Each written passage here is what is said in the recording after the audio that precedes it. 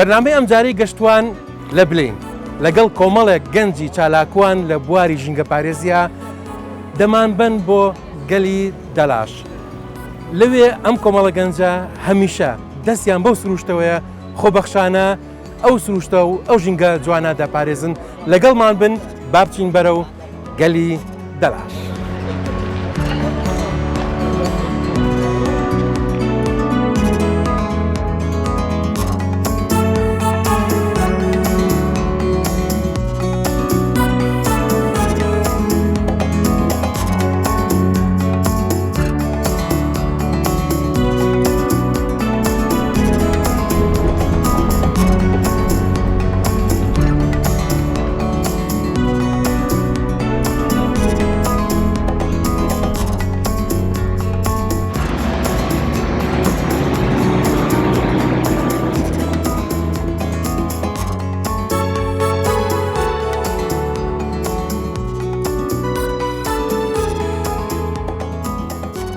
می‌خواهم همه گروه بارزان یک بخش بارزان را آماده بوید گوینده که هم برنامه که دیگر کردستان 24 پیشکش کنید سرگشتیوان از دست خوشیرم بود کم لعبرو بانا و گروه 40 بیت ام دی بود کن بو انده که او از جهر زمندیابی اگر هاتو از جهر زمندیابی هنگی ام ده هستن دیگن که چه خوشی من لیره بریم ما چیکاره که باش انجام ده. دۆڵی دەلاش دەکەوێتە نێوان گەلی زۆرەگڤان و گەلی ئیسومەران و سەرباگوندی سەفتەی شارەدەی بلێیە لە دەڤەری بارزان. دۆڵی دەلاش پڕ لە دار و درەختی جۆراوجۆری وەک دارەتوو، گوێز، چنار، بناوی، بەڕوو و مازۆیە کە دیمەنێکی جوان و ناوازەی بەناوچەکە بەخشیوە. ناوی دەلاش لە دۆڵی ئاشەوە هاتووە کە شوێنەواری چەندین کۆنە ئاشی لێیە. ئاوەکەی سازگار و پاک و خاوێنە کە سەرچاوەکەی لە بناری زنجیرە چیای پیرس و لا گوندی ئێسۆمەرا هەڵدەقڵێت و دوای تێپەڕبوونی بە گەلی دەلاش بە گەلی زۆرەگڤاندا دەڕژێتە زەی گەورە. گەلی دەلاش لە ڕووی کشت و کاڵیەوە بۆ بەرهەمهێنانی برنج و کونجی بەپیتە.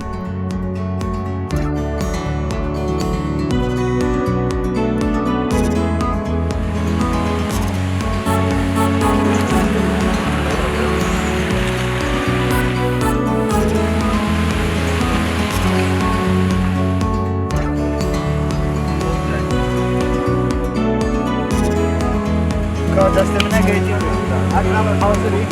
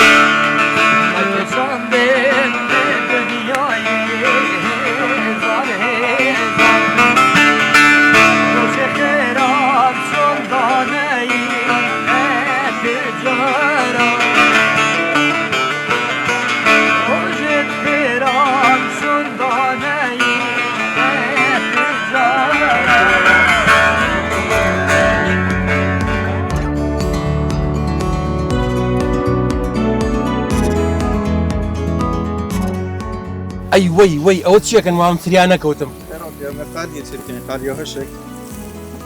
باش ئەمە ڕۆن و زەیت بەکارنیان بۆ قەلی یەکسەر دونگەکەیە یەکسەر دونگە دەبخۆ ڕووی نەدەتن وەقتی ڕووندا شتێنگی گوشتە تێدۆ سوور بیتن ڕوونێ خۆی تابیایی دەم حەزەکەم جۆ لەو قرچە قرچێ بگرن ها ئەی هاوار ئادی گۆشتەکە گوشتەکە بات ئەمە تۆزێ زیاتر بتوێتەوە ئەنجا ڕوونێوێزێ دەبیتن پشتێنگی دێ گوشتە نافتین باشە نابە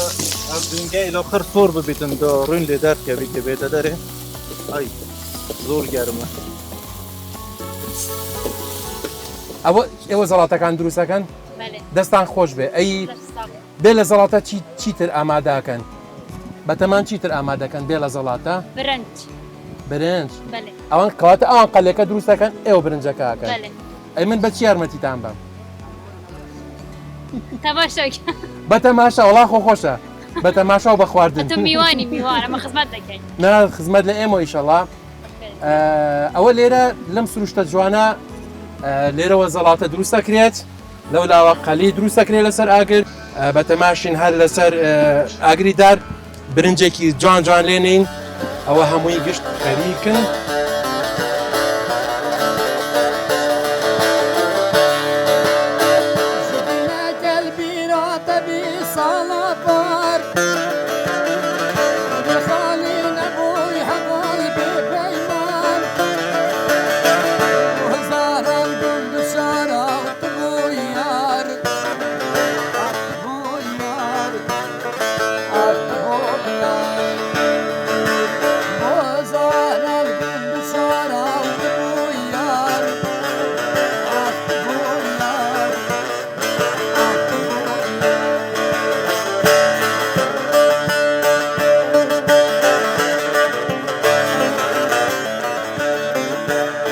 ئەو دەستانە و خۆش بێت ممنون سەرچاوە ساڵتێکی زۆر زۆر خۆش عەسپێکی زۆر زۆر خۆش لەناو ئەم سروشتە جوانەیە ممنون بخێرات زۆر زۆر سپاس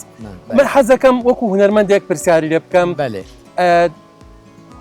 ژینگێکی پاک سروشتێکی جوان بله. ڕنگدانەوەی چۆنە بۆ هونەرەکەی تۆ ئایا هونەر و سروشت چەندێک توانیانە ئاوێتی یەک بن تا ئەگەر ژینگێکی جوان و پاکت هەبێ چەندێک حەزی تۆ بۆ موزیک ژەنین و بۆ گۆرانیتن زیاترە بێ بڕاستی ئەگەتە ژینگێتەی خاوێ نەبیت یەبسەروبەر نەبیت تو نەشێ مقامە بێژێ یعنی مقام گوتن جوانیێتێت یعنی ژینگێ بسەروبەریێتێت هەنی خوشیێتێ دلێ خوشتێ نەک ئەگەتە بچی عردەکێتە بینە هەمە کرش و گەلێشەوەی عادم کرێ و ئەنی عاڵەمە هاتیە کرشێ خوال نەگرتی ئەجوانیە تشتی و گەلێکی کرێتە کە وەختی کو ئەم جێکێت بینین یە خوشایە خاوێنە ئەوە ئەم شین مقامت خوب بێژین دەنگێ مەدەهێت بەلاگەیان ببینین دەوروبەرێ مە هەمیە ئیسا نەخوشە گەڵێک ڕاستی کەواتە هونەر و ژینگایەکی پاک و جوان گرێدراوی یەکترین و تا ژینگێکی پاکمان هەبێت تا ژینگێکی جوانمان هەبێت سروشتێکی جوانمان هەبێت درست هونەرێکی جوانیش هەڵا قوڵێ بەێ چ پێ دەست خۆش زۆر زۆر سپاس زۆر سپاس زۆزان خوشن دابچینێ فکرم دێکی سەیرانە دێ لێرە ناژی نابینێ فکرم دێکی سەیرانە دێ لێرە ناژی نابینێ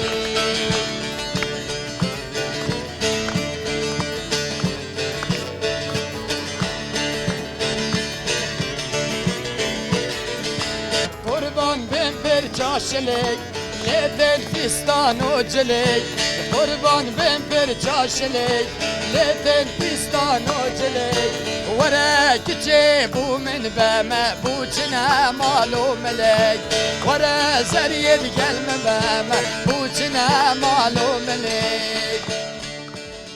ئای مامۆستا فارس خۆت لەم پەنایە ناوە و لە سروشتا وێنە ئاکێشی باشە ئێستا ئەوان لە سروشتا کە وێنی ئەم سروشتا ئەکێشیت ئەم سروشتە جوانە پاکە چی لە هامێکە پێ بەخشێ ئەگەر لە ژنگێکی جوان و پاکا وێنە بکێشیت حالا بخواه اگه سروش نبید الهامش نبید اینا چه تشتک چه نه بەڵێ مگر اگر سروش دگه جوان بید باش پاک بید خاوین بید باشتره کەواتە بەلاتەوە گرنگە چەندێک ئێمە بتوانین ژینگەی خۆمان تا جوانتر کەین تۆ هونەرێکی ڕاستەقینە و جوانتر لە فڵچەکەتەوە پیشانی خەڵک بی بیگوێزیتەوە بۆ خەڵک خب معلومه هندی جینگه پاک بید خاوین بید زورتر مثلا الهام بوم رو بدهید رسمه که جوانتر چه بکرد یا مثلا گورانی بیجه مقامات بیجید بشید مثلا گورانی باشتر بیجید حتما هەموو بوارەکانی هونەر ئاوێتەی سروشتە و لە سروشتەوە هەڵقوڵاوە درست ئەم ژینگە جوانە کە ئەم هەموو ڕەنگە جوانی تایە ئەمە گەر بە پاکی بیهێڵینەوە بە جوانی ڕایگرین هەڵبەتە هەموو ڕەنگەکان ئەهێڵینەوە لە سروشتا بەڵام هەڵبەتە ئەگەر نەزانی چۆن ژینگە ئەپارێزین چۆن ژینگەکەمان بە جوانی ئەهێڵینەوە هەڵبەتە ڕەنگێکی زۆری جوانی سروشت لە کیس ئەین کەواتە تۆ ڕەنگە نەتوانیت تابلۆکانیشت بە ڕەنگێکی جوان بنەخشێنی سەدان ئەگەر سروشتێکی پاک و خاوێنەوی پاک مناتوانین ئێلهامە بۆ مرۆڤ نایەت مرۆڤ شێ ڕسمێکی جیان چ پێ وایە دەبی سروشتێکی پاک و خاوێنبی جوان بیت هیوای سەرکەوتنت بۆ ئەخوازم هیوادارم ئەمە دوایش کەینەوە کە تابلۆکە تاو کرد گەینەوە خزمەتت جارێکتر سەردی ئەینەوە.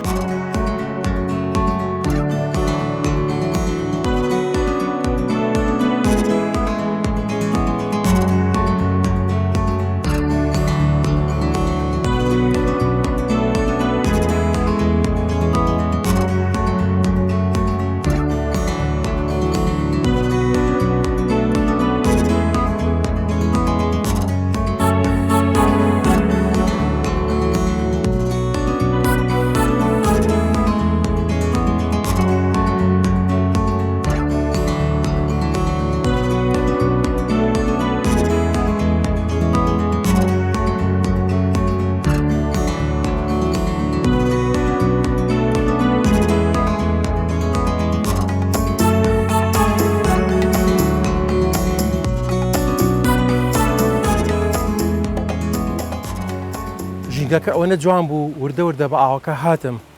تم بە نزیک شوێنە ئەو شوێنە جوانانەی زیاتر ببمەوە ڕسمی زیاتر بگرم بەس ئالێرا وەستام یعنی بەڕاستی نازام چ میلەتێک هەیە ئەوە حەسکاوا لە سروشت و ژینگەی خۆی بکات بڕوا ناکەم یعنی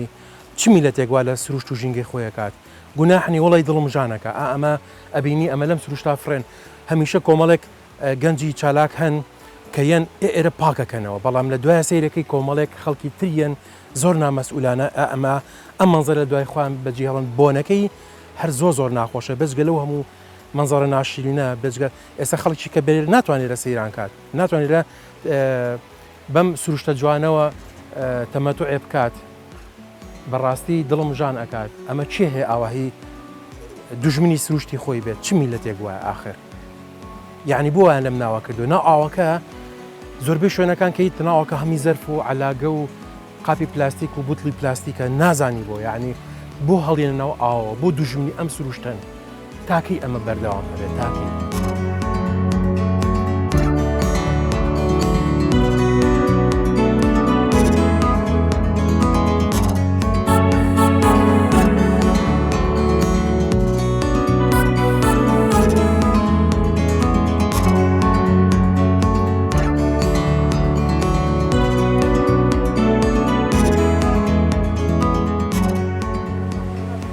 مامۆستا فارس تابلۆکە تاو کرد وڵا خەریکە وازم لەو بەرەوەی شار یوتیوبیان وا خەریکی تاوابی دەستە خۆش بێ زۆر جوانە باشە لەو کاتی کە تۆ تابلۆکەت ئەکێشا تا تاوا بووی چ شتێکی ناموز سەرنجی ڕاکێشایت لە سروشتی ئێرەیە شتێکی ناموکم بینی لێرە مەسەلا و خەڵکۆنە دێنە ئێرە خەڵک دێنە سەیرانە گەش دەکەم خۆشی دەبن لەو سروشتەی ئەو سروشتە جیۆن تەماشا دەکەی مەسەلەن گلێشا و فرا دەدەم خڕناکەنەوە ئەوە بەجێ دێنم دەڕۆ باشە شتێکی ناموو بوو بۆ نمونە تۆ تابلۆکێکی ئەتوانی ئەو بوتڵوشتانی کە فڕیرەوە مەسەلەن نەیکێشی بۆی تابلۆکە و ناشری نەکات بەڵام منێک وەکو گەشتیارێک بێم بمێ سروشتی جوانی ئەم ناوچێ پیشان بەم فۆتۆیکی بگرم ناتوانم ئەو بوتڵ و ئەو پلاستیک کوشتانە بشارمەوە چی پیشانی دنیا بم کە بڵێم ئەمە سروشتی جوانی کوردستانە خەڵک بووەکە چارەسەرەکەی چییە؟ چارەسەرەکەی ئەوە دەبی فەرهەنگی خەڵکی داڵەمان بکە فەرهەنگی ژینگە پارێزی ژینگە دوستی ئەوە لە قوتابخانە لە سەرەتایی ئەمە چۆن ئەچێنرێت لە مرۆڤ و تاکی لە منداڵیەوە دەوی دەست پێ بکەین ئەو تشتە دەوی منداڵ فێری هەر تشتێکی پێ ئەوە گەورە بوو ئەوە ڕادێ لەسەر هەر تشتێک دەستە خۆش بێت دەستە خۆش بێت قوتابخانە دەوری خۆی هەیە قوتابخانە پەروەردە تەربیە چون بەخۆ مامۆستامە زۆر بەیانی ئەو تشتغل من دلك ئەکرێ ئەمە لە مناڵێکی سەرەتاییەوە چاند ئەو مناڵش کاریگەری هەبێ بۆ دایک و باوکو و گەورەکانی خۆی تاثیر دەکات کاریگەری هەیە کەواتە ئەتوان دەست پێ بکەن تابلۆکە چەندی ماوە زۆری ماوە وڵی جۆرابە پس ینی شتێکی ئامم کێشە ینی ڕێزەکاری وایە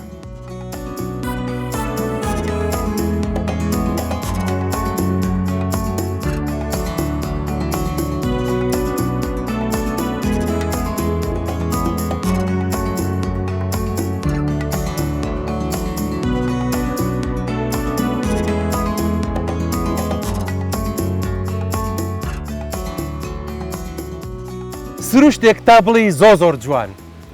ئاوێک بە خوڕەخوڕ و دیمەنێکی زۆر سازگار دیمەنێکی زۆر جوان شاخێکی زۆر جوان کوردستانێکی زۆر جوان بەڵام کاتێک کەیت سەیری ئەەکەی ئەمە نەخەفەت ئەخۆی ئەمە نەخەفەت ئەخۆی هەموو ئەم جوانی و لا ڕەشە بێ هەموو ئەو جوانی و لە بیرەچێت کە هاتووی بۆ بینینی ئەو دیمەنە جوانانە هۆکاری ئەم پیس و پۆخڵی کە لێرە ئەمڕۆ بینیمان ئەم هەموو دەبە زۆرە ئەم هەموو قوت و شوشە سفرە قاپی سەفەری ئێخۆ ئێوە وتان هەفتەی پێشوو ئێمە هاتوین پاکمان کردوتەوە ئەمە بە هەفتەیە گوای لێ هات ئەمانە چێن کێن وا پیسیەکەنەوە ئێوە خۆ پاکتان کردبووە وە نییە؟ بەڵێ کای پشک و ئێمە لەمە بە پێش ئێستا چەند گەنجێکی دەڤەری بەردە سەردانی گەلی دەڵۆشمان کرد بوو ئەوەی پاک و خاوێنی ڕابگی پێم ئاساییە یەک جاریان 10 جاریان 20 جار سەردانی بکەمە و خاوێنی بکە بەس هیوادارم هەر گەشتیارێک چ لە دەڤەری بارزان یان لە منتیقەیەکی تردێتن سەردانی گەلی دەڵاشێ دکات هیویدارم خاوێنی ڕاگرن چونکی کوردستان بخاوێنیە جوانە چونکی خاوێنی ئەرک و ئەخلاقە زۆر سپاس قسەکە و زۆر جوانە کاک دلۆڤان هۆکاری تاعاان پیسبوونی ژینگەی ئاو هۆکارێکە بۆ لە ناوچوونی ئەو گیانەوەرانی کە لەناو ئاوکە شاژین بە تایبەتی و کوماسی و هەموو ئەو گیانەوەرانێک ئێمە بە چاویش نایبینین کاریگەرێکی خراپی هەیە بۆ سەر بوونەوەری سەر زەوی کە ئێمە ئەژین ئەو باڵانسە چۆنیە کاک پشک و ئەم مرۆڤ خۆ ئەگەری پیسبوونا ژینگەینە دەبێت ئەم یعنی هەمە ژینگە دووز بین وەکی کوانی دەڤەرە بارزن هەردەم نمونە ژینگە پارێزیە بووە هەردەم هەر تاکێکی دەڤەرە بارزان خۆ بژینگە دووز دانە چونکی ئەف کلتورە بمەل باپیرەڤایە مای وەکی دابوونەریتێکی مەلەهاتێک و ئەم ژینگەی سروشتەی جوان ڕاگرین ئەف پیسبینا ژینگەی ئەکیت کاریگەری هەیە لەسەر زیندەوەرە ناف ئاوێ کاریگەری هەیە لەسەر هەرێما کوردستانە جوانیا کوردستانە ئەم کوردستان شوەیەکی گشتی بەهبوونا سروشتێکی جوان و نمونە ژینگە پارێزی و پێکڤەژانی ئاپرا بودەنگە یعنی ئەف کاریگەریە خود سەر مرۆڤاشە و ژبلی مرۆڤ گیانلەوەرێت ناو ئاوێ دەرڤەی ئاوێ و حتی وڕا دایکم ئەڤڕ جارادی که اسات من آف لیرفت خور ئەڤڕ از بین مەسلەشم بێ بخۆم ئەز ئاڤێل دەرڤەتینم ئەرێ جێ داخلنیە بگەن تو گەلی هەندێک جواندا ئەف گەلی ئەف ئاوا سازگار ببینین وشیوە یا پیسێک بێژین یا پیس و ئەم نەشین بێ بخۆین بوو چه ئەس ئاڤێل دەرڤە بینم ئەف ئاوا وێ ڕابچتن بوو چه ئەس ئاڤێل زۆر سپاس کاک دڵۆڤان بەڕاستی قسەکانت زۆر جوان بوو جا لە قسەکانی تۆ وەریەگرم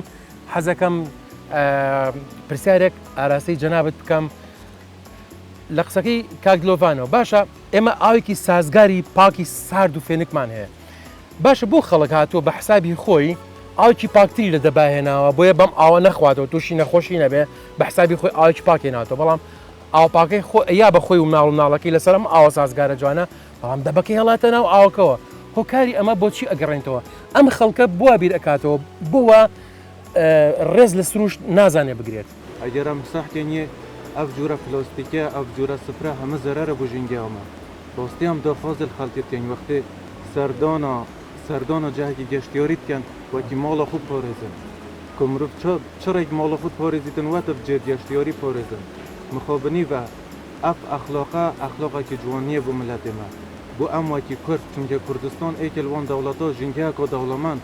دۆروبارێکی جوان سروشتێکی زۆرە جوانە هەیە مخابنی بە لازمە ئەم پێداچوونەوەی عەقڵی خوب بکەین پێداچوونەوەی کار و کردەوەت خوب بکەین بەرامبەر بێژینگەی چ بلایانی ئەخلاقی چ بلایانی ڕۆشنبیری چ بلایانی ئاینی چ ڕێکا چ ڕۆشنبیریەتێ چ ئاینە ڕێک نەدات ژینگەی پیسکەی زۆر سپاس کاک دلۆڤان یەمە لای جەنابەت کاک دلۆڤان حەزەکەم دواپەیامی ئەم گفتوگوێمان لە لای جەنابتەوە بێت دەوری ئەو ڕێکخراوە گەنجانەمان بۆ باسکەی ئایا ڕێکخراوی گەنجان لە کوردستانە هی هەر حیزبێک بێ هی هەرچ جۆرە ڕێکخراوێکی بیانی ناوخۆیی حکومی ئەهلی بێت دەوری ئەتوانێت دەوری چی بێ بەدەر لە ئیش و کارەکانی خۆی ئایا دەتوانێت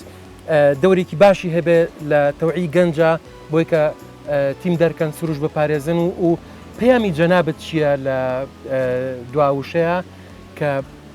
بە ئێمە و بە بینەری بگەێنیت کە چی بکەین باشە ولی کاک پشک و بێگومان ینی ڕێوەڕێکراوە ڕوولێ خۆی سەرەکی دنن لە خاوێنکردنا ژینگەی و پاک و خاوێن ڕاگرتنا بە ژینگەی وەکی ئەم ڕێکخراوە لەوان مەگەلێک چالاکیان ژینگەیت ئەنجام دایت وەکی من دەستێکش بەحسکرێک و هەڵمەتێکمان ڕاگەاندی لەژێر بارزان قوتابخانە ژینگە پارێزی و پێکڤەژیانەیە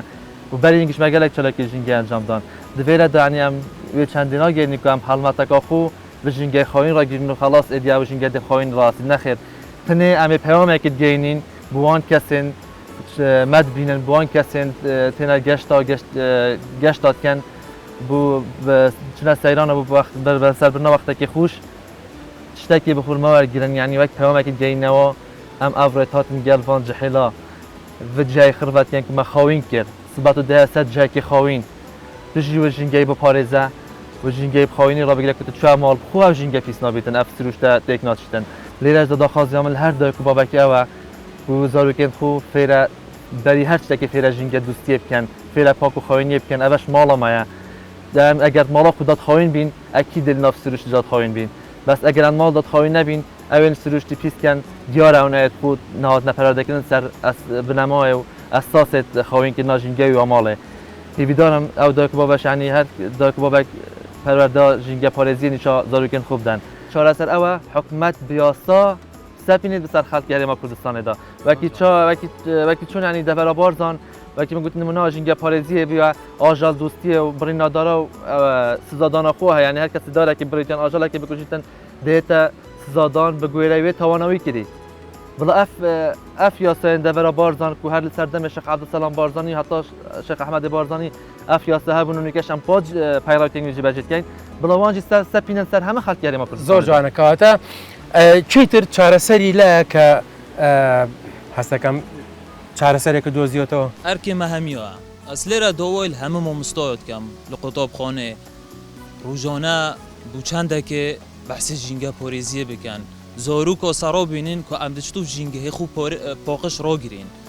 و دۆوەیل کەسۆەتێت ئۆینیت کەم یعنی وەش ڕوولێ خۆی هەی دەبێت ئەویش زۆر جارات و تارێت خۆدا بەحس لە پاراستنەوە ژینگەهێ بکەن ئەس خۆ وەکرایی ئەڤەش چارەسەریەت بۆش کەواتە هاوڵاتی ئازیز و خۆشەویست گەشتیاری ئازیز و خۆشەویست کاتێک کەیتە سروشت ئەمە هەمووی پەیامە بۆ تۆ ئەمە هەمووی پەیامی ئەم دڵە گەرمانێ ئەم دەست و پەنجانەیە ئەم هەموو خەڵکە خەم خۆرێ ئەم خەڵکە چالاکوانەیە کێن ئەم سروشتەوە پاشماوەی من و تۆ پاعەکەکەنەوە کە لێرە بە پیسی بەجێ هەڵین دەبا ئێمە ئەرکێک لەسەر شانی ئەمان کەم بکەینەوە با ئەرکێک لەسەر ئەو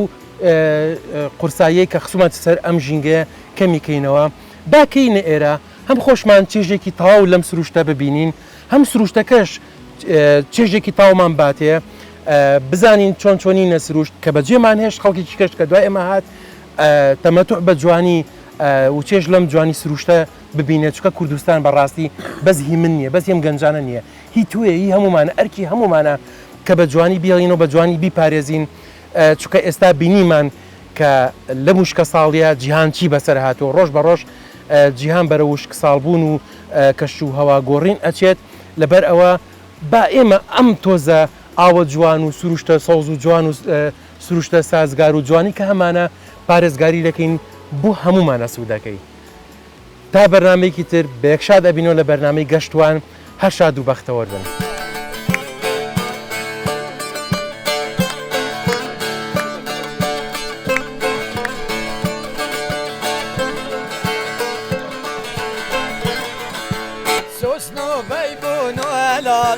ورد گل من ببال سوسنو بیبون و علال ورد گل من ببال دست خوب دست مداده خودو هر نامین المال دست خوب دست مداده خودو هر نامین المال